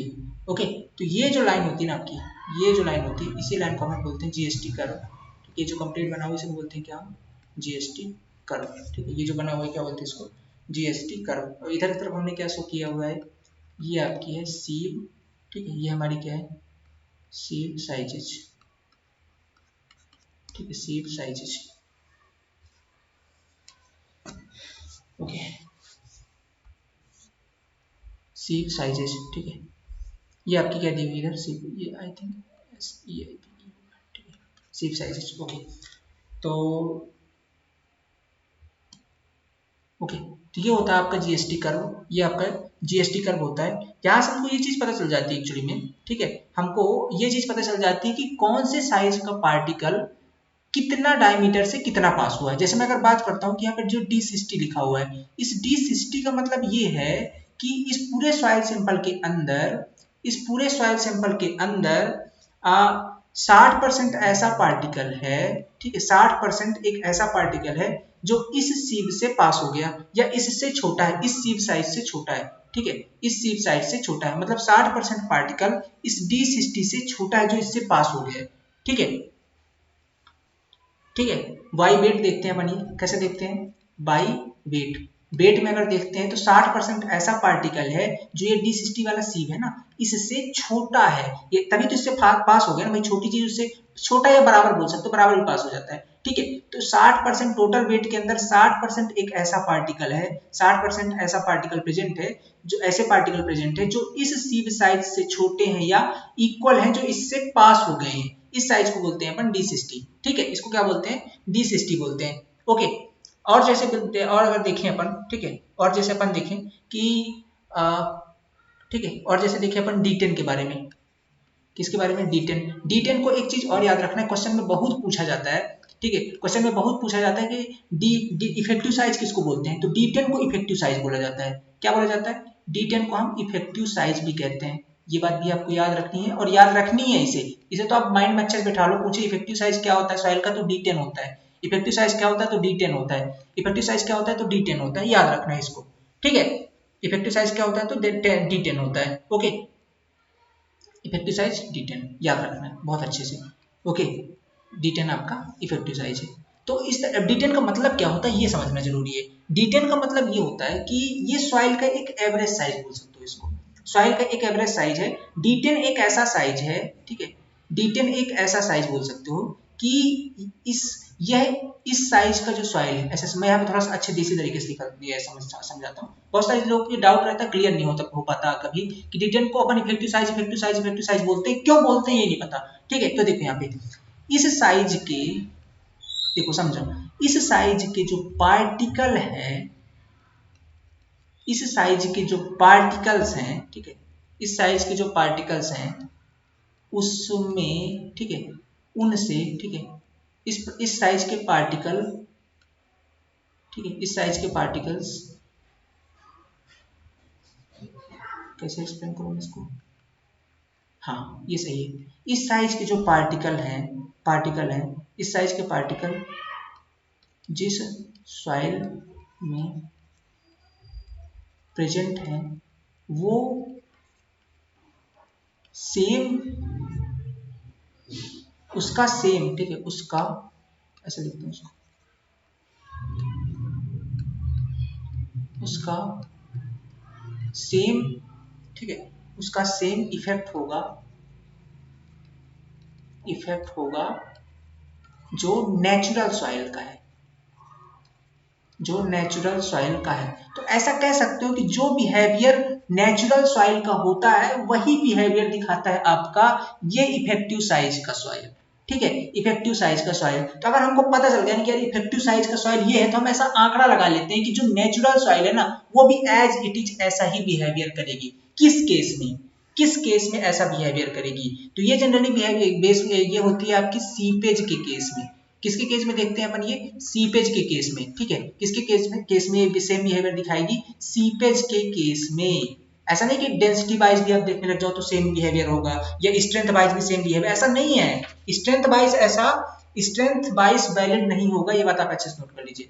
ऐसा नहीं कि स्ट्रेंथ वाइज देखने लग जाओ, ये वैलिड होगा सीपेज के केस में। कब वैलिड होगा? सीपेज के केस में। जैसे मान लो आप कोई नेचुरल सॉइल है कहीं पर, ठीक है, ये कोई मान लो नेचुरल सॉइल, यहाँ से आप इस सॉइल से आपने कोई डैम बनाया, क्या बनाया? कोई डैम बनाया।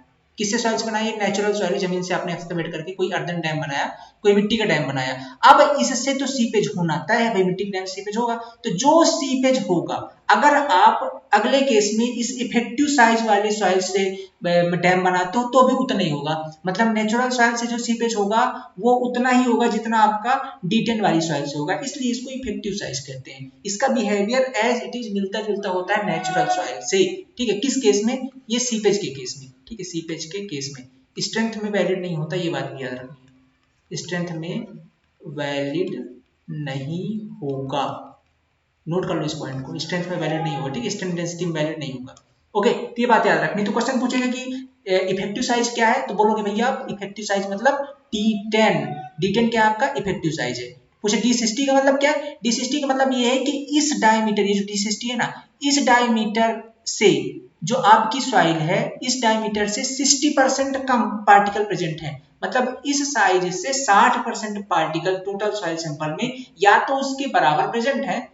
अब ये डी मतलब डायमीटर है, ये डी का मतलब होता है डायमीटर। किसका डायमीटर? सीव का डायमीटर, ठीक है, सीव का डायमीटर। तो 60 का मतलब है कि इस सीव के डायमीटर से 60% पार्टिकल या तो उस डायमीटर के बराबर है या उससे कम है, तब तो पास हुए होंगे, मतलब 60% पार्टिकल पास कर गए।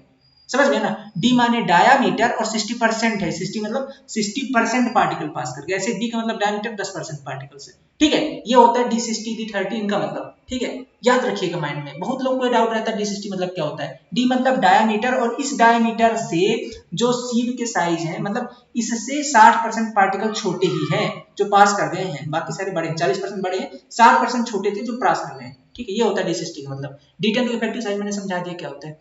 आगे चलते हैं, आगे चलते हैं, ठीक है। ये आपको नोट्स के अंदर मिल जाएंगे सारी चीजें वैसे, ये अपन प्रोवाइड करेंगे PDF के अंदर, बट आप इससे शॉर्ट नोट्स बनाते जाइएगा, ठीक है। शॉर्ट नोट्स आप इनके नोट करते जाइएगा, ठीक है। शॉर्ट नोट्स आपको इनके नोट करते जाने हैं, ठीक है। अगला पॉइंट है हमारा कौन सा? ये तो हो गया भाई किसकी बात, ये तो बात हो गई अपने D60 की। कुछ इंपॉर्टेंट चीजें हैं, सम इंपॉर्टेंट चीजें, वेरी इंपॉर्टेंट है, नॉट ओनली सम इंपॉर्टेंट, ठीक है। Is a very important thing, ठीक है, वेरी इंपॉर्टेंट, VIP बताइए इसको, ठीक है। पहला पॉइंट क्या है आपका?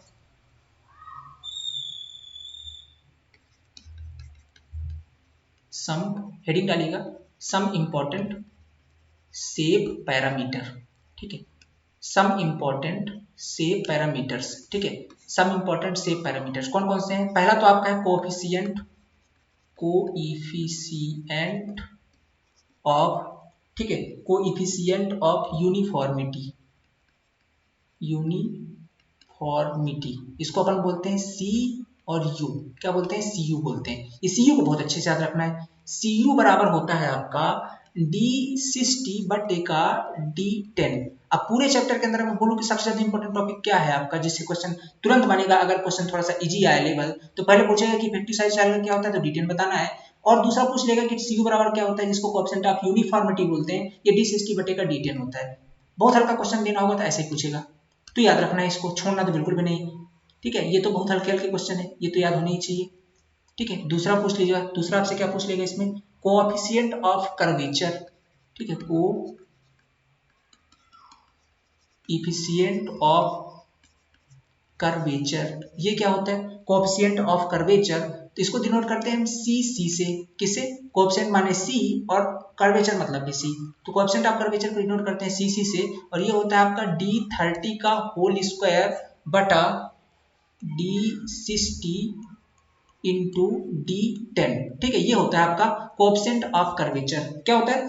D30 का होल स्क्वायर बटे D60 इंटू D10, ठीक है, D60 इंटू D10। तो ये होता है आपका कोएफिशिएंट ऑफ कर्वेचर, और ये होता है आपका, ये कुछ शेप पैरामीटर्स हैं, कुछ शेप पैरामीटर्स हैं जिनको आपको याद रखना है, इंपॉर्टेंट है, ठीक है, इंपॉर्टेंट है, याद रहेगा, कोई दिक्कत नहीं। आगे चलते हैं, ठीक है, आगे चलते हैं। एक ग्राफ बनाता हूँ, ग्राफ इंपॉर्टेंट है, समझिएगा थोड़ा सा।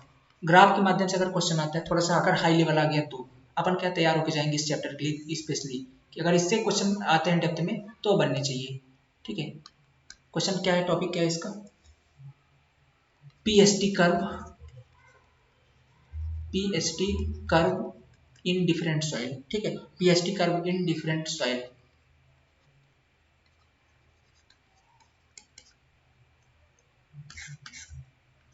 ठीक है, डिफरेंट सॉइल के लिए। देखो इधर साइड तो अपन क्या दिखाने वाले हैं, इससे तो आपको पता है कि इधर साइड पीएचडी कर्व में क्या होता है, आपका सीप साइज होता है सर, इधर तो आपने बता रखा है, इधर साइड सीप साइज होता है, किसके अंदर होता है, सेमी लॉग कर्व में, सेमी लॉग स्केल के अंदर, सेमी लॉग स्केल के अंदर। इधर साइड आपका परसेंटेज पासिंग होता है, परसेंटेज पासिंग होता है ऊपर की ओर, होता है ना परसेंटेज पासिंग, ठीक है।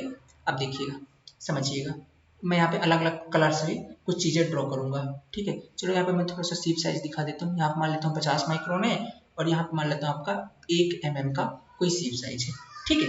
और यहाँ पे बोल देता हूँ कि X% है, ठीक है। अब देखो बनाना समझना, कुछ अलग अलग कलर से मैं यहाँ पे डायग्राम शो करूंगा, एक आपका ये है कर्व, ठीक है, और एक आपका ये है कर्व, ओके,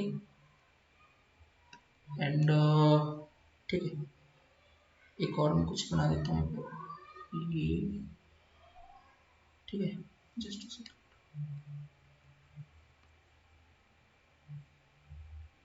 कुछ मान लेता हूँ ऐसी सॉइल है, ठीक है, कुछ ऐसी है ये, ठीक है, और कुछ और इसको कलर्स थोड़ा दिखा देता हूँ, घबराइए नहीं, मैं समझाता हूँ ये क्या चीज़ बना रहा हूँ मैं, ठीक है, इंपॉर्टेंट चीज़ है, थोड़ा सब्र करिए। और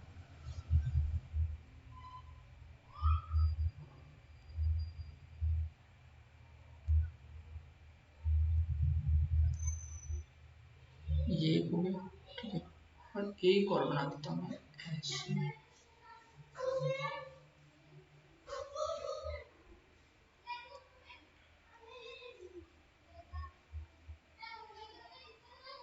ये, ठीक है। तो ये जो मैंने अलग अलग कर्व बनाए हैं ना, अब इनके कुछ नाम दे देते हैं, ठीक है।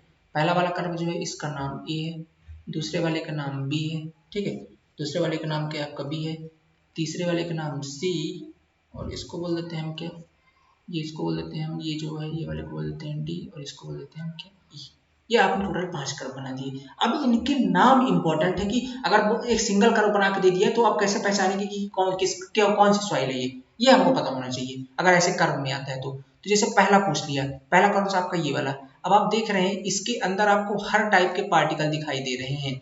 हर टाइप के पार्टिकल मतलब ये है कि यहाँ पास से ये परसेंटेज पासिंग मैंने ये 100% रहा होगा, फिर यहाँ पे देखेंगे तो ये इधर देखेंगे तो यहाँ पे आएगा तो ये ऐसा करके देख रहे हो पूरा एरिया कवर कर रहा है यहाँ तक, हर साइज के पार्टिकल प्रेजेंट है इसके अंदर, हर साइज के पार्टिकल हर कुछ कुछ परसेंटेज में प्रेजेंट है इसके अंदर। देख ये पूरा परसेंटेज 100 तक कवर किया और यहाँ पे पूरी साइज की सीट भी कवर की है, तो मतलब हर टाइप के पार्टिकल कुछ कुछ परसेंटेज में इस सॉइल के अंदर प्रेजेंट है। तो इस सॉइल को अपन बोल देते हैं, जहां भी हर टाइप के पार्टिकल प्रेजेंट होते हैं उसको अपन क्या बोल देते हैं, वेल ग्रेडेड सॉइल, तो भी आपका वेल ग्रेडेड सॉइल है। तो जब भी आपको दे ऐसा कभी कर्व दिया रहे जीएसटी कर्व के अंदर, ठीक है, जीएसटी मतलब ग्रेन साइज डिस्ट्रीब्यूशन कर्व के अंदर, इधर आपका परसेंटेज पासिंग रहे, इधर साइड आपकी सीप साइज रहे, ठीक है, सीप साइज रहे, तो आपको अगर ऐसा कर दे दिया इसका मतलब ये है कि वेल ग्रेडेड का है, पहचान लीजिए इस चीज को, ठीक है, पहचान लीजिए इस चीज को, ये आपका वेल ग्रेडेड का है, ठीक है, ये आपका वेल ग्रेडेड का है। बी नंबर क्या है आपका, ये सॉरी ये जो आपका ई नंबर है, ठीक है, ई नंबर क्या है, ये बी नंबर, आपने बी इसको बोला ना, बी नंबर, बी भी तो सही है, बी का भी कोई इशू नहीं है, बी भी आपका वेल ग्रेडेड के अंदर ही आ जाएगा, ठीक है, बी भी आपका बी भी वेल ग्रेडेड है, तो बी वन इसको मैं ए और बी बोल देता हूँ, ये ए और बी आपका वेल ग्रेडेड के अंदर है।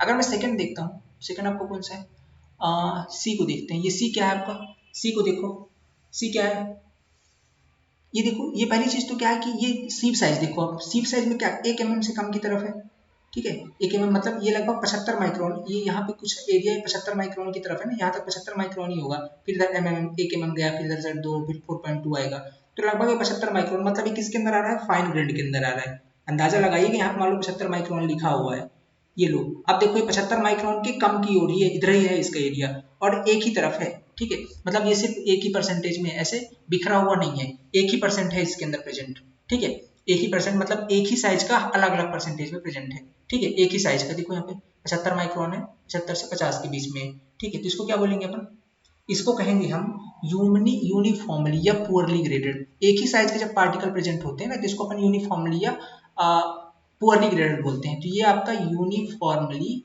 ठीक है, यूनिफॉर्मली, ठीक है, इसको बोलेंगे हम uniformly graded fine grained soil, fine grand है तो fine grained soil, fine grained soil, ये आपका यूनिफॉर्मली, देखो यूनिफॉर्मली का मतलब है कि एक ही साइज के पार्टिकल पे यूनिफॉर्म है ना माई। देखो यूनिफॉर्म मतलब देखो इतना है इसका विस्तार है, इतना बस इतना है, इतने के अंदर ही आ गया सारा। अब चूंकि फाइन ग्रेन के अंदर आ रहा है 75 से कम है इसलिए अपन इसको फाइन ग्रेन बोलते रहे, लेकिन इसका एरिया तो देखो, दायरा देखो ना कितना सीमित है, एक इतू सा एरिया के अंदर, इसके अंदर सीब आएगी तो ज्यादा ज्यादा 75 से लेकर के इसका कितना पे गया होगा 60 माइक्रोन, इतने के बीच में ही है, एक ही तरह के 75 के पार्टिकल भरे हैं इसके अंदर, है कि नहीं, तो इसलिए बोलते हैं इसको यूनिफॉर्मली। तीसरा वाला देख लेते हैं। तीसरा वाला क्या अपना, ये तो सी हो गया। डी वाला देखो आप, ये वाला डी, ये है ना डी आपका, ये वाला जो कर्व बना हुआ है, ये वाला देखो इसके अंदर क्या है। तीसरा वाला देखो, ये जो आपका तीसरा वाला दिख रहा है आपको, इसको बोलते हैं गैप ग्रेडेड सॉइल, ये इंपॉर्टेंट है। गैप ग्रेडेड सॉइल, इसको क्यों गैप ग्रेडेड बोले, देखो गैप ग्रेडेड इसलिए बोले क्योंकि यहाँ पे देखोगे, यहाँ तक तो ठीक है, यहाँ तक ऐसे आया करो, यहाँ पे देखना आप ये जो x परसेंटेज से डाउन हुआ है, ये x परसेंटेज जहाँ पास है ना, x परसेंटेज में लिख देते हैं थोड़ा साफ साफ, ये कुछ भी परसेंटेज होगा, मान लो 5-10%, तो वैल्यू मेरे को नहीं लिखना है यहाँ पे, इसलिए मैंने इसको x% लिख दिया है, 5-10 जो भी हो गई, ठीक है। तो इसमें देखो ये x% के पार्टिकल इसमें 75 माइक्रोन के भी हैं, और वही x% के पार्टिकल इसमें देखो 50 तक चला गया, मतलब लास्ट तक तो 50 माइक्रोन के भी हैं, तो मतलब 50 से 75 के बीच में क्या है भैया, 75 माइक्रोन के पार्टिकल तो x% है, और 50 माइक्रोन के भी x% है, तो 50 और 75 के बीच कुछ है ही नहीं, मतलब 75 माइक्रोन और 50 माइक्रोन के बीच में कुछ भी नहीं है, गैप है, क्या है, खाली है सॉइल, कोई और साइज है ही नहीं वहां पे, क्योंकि भाई जब होता तो कुछ परसेंटेज दिखता ना, अब ये सेम चीज है तो 75 का होगा या 50 का होगा, इनके बीच में क्या गैप है कि नहीं, दिख रहा ना आपको, x% माने परसेंटेज 5% है, उस परसेंट के अंदर आपका 75 भी आ गया, 50 भी आ गया, और उसके बीच में कुछ नहीं है ना, होता तो ऊपर नीचे दिखता कुछ ना, सीधी लाइन गई है, ठीक है, तो ये आपका गैप ग्रेडेड कहलाता है। ऐसी सॉइल क्या कहलाती है, गैप ग्रेडेड सॉइल, ठीक है। ऐसी सॉइल क्या कहलाती है आपकी, गैप ग्रेडेड सॉइल, ओके। और ये आपका कौन सा है, ये वाला अगर देख लेते हैं, ये जो आपका ई नंबर है, ई नंबर वाली सॉइल को देख लेते हैं, यहाँ पे बना देता हूँ ई नंबर, कैसे बना हुआ है ये ऐसे बना हुआ है, इसको क्या बोलेंगे हम लोग, इसको जैसे यहाँ पास क्या बोले थे, यूनिफॉर्मली ग्रेडेड फाइन ग्रेन, चूंकि इसके अंदर क्या है, ये भी यूनिफॉर्मली ग्रेडेड ही है भाई, इसके अंदर देखो इसका भी दायरा छोटा है, यूनिफॉर्म है, एक ही साइज के ज्यादातर पार्टिकल इसके अंदर, तो ये तो यूनिफॉर्मली प्योरली ग्रेडेड ही बोलेंगे, यूनिफॉर्मली को ही प्योरली बोलते हैं, तो इसको भी अपन बोलेंगे यूनिफॉर्मली ग्रेडेड, बट कौन सा है, कोर्स ग्रेन्ड है ये, बड़े साइज है ना, 75 से बड़ा हो गया, कोर्स ग्रेन्ड हो गया, तो कोर्स ग्रेन्ड सॉइल है ये, course grained soil, uniformly graded course grained soil इसको बोलेंगे। तो इस तरीके से हम सॉइल को अलग अलग तरीके से क्लासिफाई कर सकते हैं, ठीक है, इस तरीके से हम सॉइल को अलग अलग तरीके से क्लासिफाई कर सकते हैं। आपको आई थिंक चीजें समझ में आ गई, तो अगर कभी कर्व देकर के पूछ ले कि बताओ कौन सी सॉइल है, तो बता पाओगे कि ये सॉइल ये वाली होती है सर, हमने पढ़ा है, ठीक है, बनेगा नहीं बनेगा, यहाँ पे कोई डाउट तो नहीं बचा, जब मैंने अलग अलग जब बना रहा तब आप देख लेना, ठीक, कोई दिक्कत नहीं, समझ गए, ओके। आगे चलते हैं, आगे चलते हैं। अब एक इंपॉर्टेंट चीज वीवीआईपी जो होती है ना, ये तो समझने वाली चीज होती है, कुछ वीवीआईपी जो होती है जो बहुत ही ज्यादा इंपॉर्टेंट, जो पेपर में डायरेक्टली पूछी जाती है, तो आपको पूछेगा कि सैंड कब वेल ग्रेडेड होगी और ग्रेवल कब वेल ग्रेडेड होगी, हमको ये तो बताइए, कुछ तो वैल्यू होगी ना इनकी, ठीक है। तो पहला पॉइंट लिखिएगा, बहुत इंपॉर्टेंट है ये, when sand is well graded, when sand is well graded if, क्या होगी कंडीशन, जो Cu की वैल्यू होगी वो ग्रेटर देन 6 रखिएगा, ये बहुत इंपॉर्टेंट चीज है, Cu की वैल्यू एंड Cc की वैल्यू ग्रेटर देन 1 से लेकर के लेस देन 3 तक, मतलब Cc की वैल्यू 1 से 3 के बीच में, और Cu की वैल्यू 6 से अधिक, तो अगर ऐसी कैटेगरी है, ऐसा क्राइटेरिया फॉलो हो रहा है, तो उसको कहते हैं हम क्या, उसको कहते हैं सैंड आपका वेल ग्रेडेड है, क्या है आपका sand, sand is well graded, क्या आपका सैंड इज वेल ग्रेडेड, क्या, जब Cu की वैल्यू ग्रेटर देन 6 हो और Cc की वैल्यू एक से बड़ी और 3 से कम हो, 1 से लेकर 3 के बीच में Cc हो और Cu की वैल्यू 6 से बड़ी हो, ये पहला क्राइटेरिया जब सैंड आपका वेल ग्रेडेड होगा। पुअरली ग्रेडेड, अच्छा ग्रेवल कब वेल ग्रेडेड होगा, ये बात भी समझ लीजिए, ग्रेवल कब होगा, कि मैं ऐसा लिख देता हूँ, व्हेन ग्रेवल, ठीक है, ग्रेवल के लिए अपन देख रहे हैं, ग्रेवल इज वेल ग्रेडेड, तो ये कब होगा आपका, if Cu is greater than 4, माने Cu 4 से अधिक हो, and CC belongs to 1 to 3, ठीक है, 1 to 3। तो मतलब आपका जो CC है उसकी वैल्यू 1 से बड़ी हो और 3 से छोटी हो, ठीक है। एंड जो आपका CU है वो ग्रेटर देन 4 होना चाहिए। If this criteria will follow, okay, then soil will be well graded gravel. Okay, क्या होगी आपकी सॉइल, आपकी कौन सी होगी, वेल ग्रेडेड ग्रेवल होगी। ये दो क्राइटेरिया आपको याद रखने हैं, बहुत इंपॉर्टेंट है, मोस्ट इंपॉर्टेंट है, याद रखने ही रखने हैं, ठीक है। अब पुअरली ग्रेडेड के लिए क्या है सिर्फ पुअरली, ये तो वेल ग्रेडेड के लिए आपने बता दिया, ये किसके लिए है, ये वेल ग्रेडेड के लिए। हम लोग कोर्स ग्रेन का पढ़ रहे थे ना, कोर्स ग्रेन का ग्रेन एनालिसिस। तो कोर्स ग्रेन के अंदर क्या आता है, सैंड और ग्रेवल। तो वो कब वेल ग्रेडेड होंगी, अगर ये क्राइटेरिया फॉलो होगा तो। लेकिन अब वो पुअरली ग्रेडेड कब होंगे, ये क्राइटेरिया फॉलो होगा तो देखिए, देखिए पहला number, when sand is poorly graded, ठीक है। पुअरली, ये सिंपली इसको एक ही टर्म पढ़ लेते हैं, सॉइल ही आपकी कब पुअरली ग्रेडेड होगी, ठीक है, पूरी एक ही टर्म पढ़ लेते हैं, ठीक है।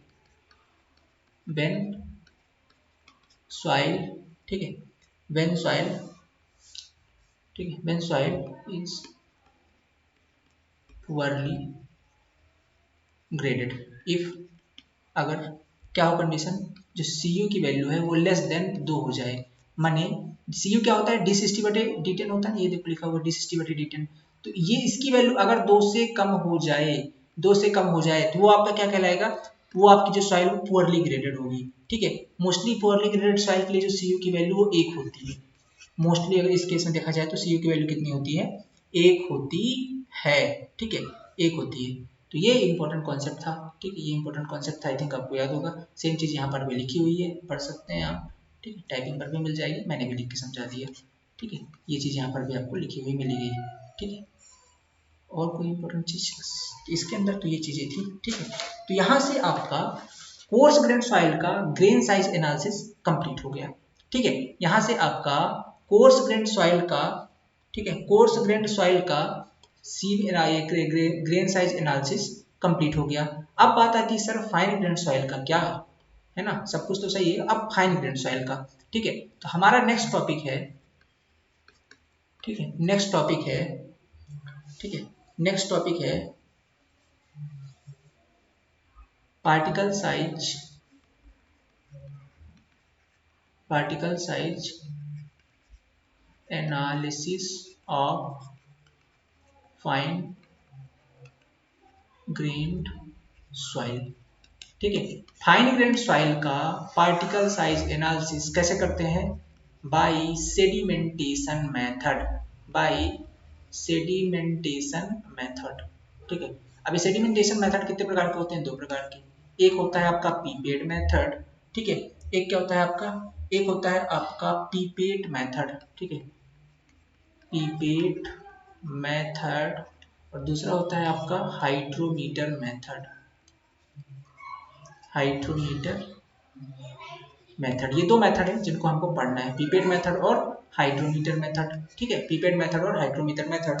तो ये तो इन 2 मेथडों से अपन फाइन ग्रेन सॉइल का सेडिमेंटेशन करने वाले हैं, सेडिमेंटेशन ग्रेन साइज एनालिसिस करने वाले हैं, या पार्टिकल साइज एनालिसिस करने वाले हैं, ठीक है। तो इसको करते हैं नेक्स्ट लेक्चर के अंदर। आई थिंक लेक्चर आपका 1 घंटे 18 मिनट का हो चुका है, सो ऑलमोस्ट लेट हो चुका है, काफी बड़ा वीडियो हो चुका है। सो इसे अपन करते हैं कंटिन्यू नेक्स्ट लेक्चर के अंदर, ठीक है। देखिए इस वीडियो को और कंटिन्यू करेंगे अपन, ठीक है, नेक्स्ट लेक्चर में।